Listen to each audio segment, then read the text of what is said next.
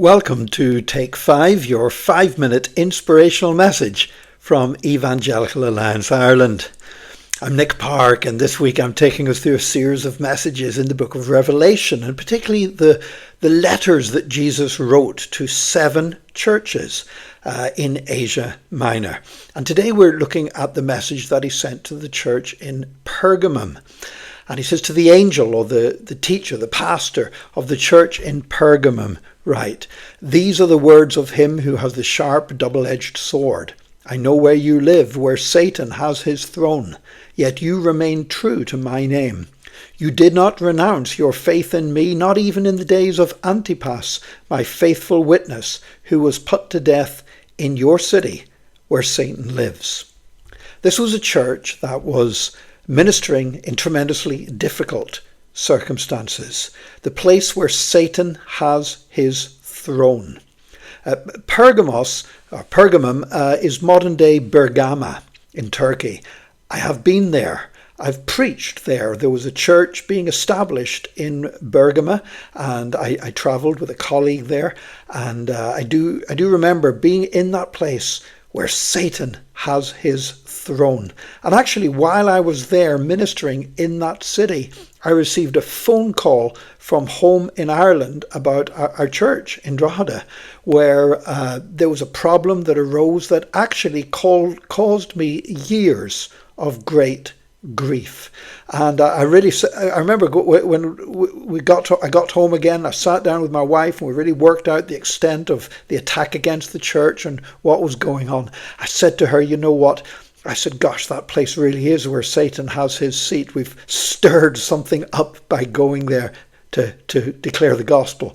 But that's what the church at Pergamum were doing. They were not afraid to go to the place, even where Satan had his seat, a place that there was great hatred to the gospel. A guy there called Antipas had actually been put to death. And not only did Jesus say it's where Satan has his throne, but says where Satan lives.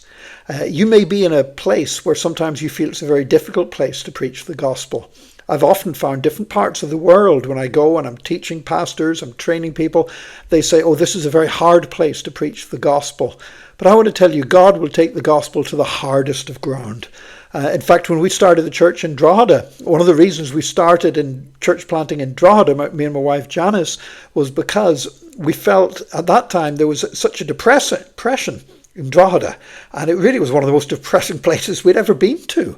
And we said, this place needs a living, vibrant church that's going to worship Jesus Christ. And we need to start a church here so people will know if God can do it in Drogheda, he can do it anywhere in Ireland. And God helped us to plant a church there that really holds to the joy of the Lord to this day. But Jesus says to this church, even in that most difficult of places, "Nevertheless, I have a few things against you. There are some among you who hold to the teachings of Balaam, who taught Balak to entice the Israelites to sin so that they ate food sacrificed to idols and committed sexual immorality.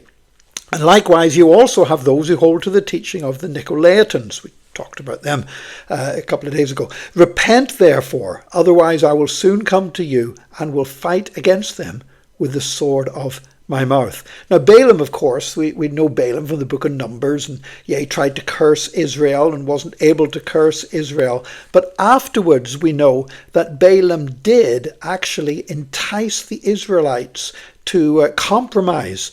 Because, sometimes there's something that is more damaging to the Church of Jesus Christ than outright persecution and attack and people cursing us. And that is when we ourselves compromise our biblical standards. And sadly, that had been happening in this church at Pergamum.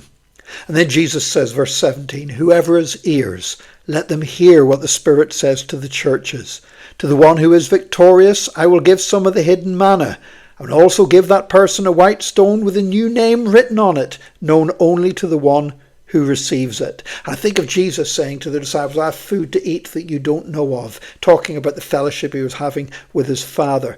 "And that I have a name that only you know it. You hear God's voice speaking particularly to you. And I would encourage you when you're tempted to give in to sin, when you're tempted to compromise your biblical standards of morality, I want you to pursue that relationship with Jesus Christ, and you'll hear his voice speaking to you in a very special way, in an intimate relationship. Pray God will help you to walk in that experience. And may God bless you today. And join us again tomorrow for another Take 5, your 5-minute inspirational message from Evangelical Alliance Ireland.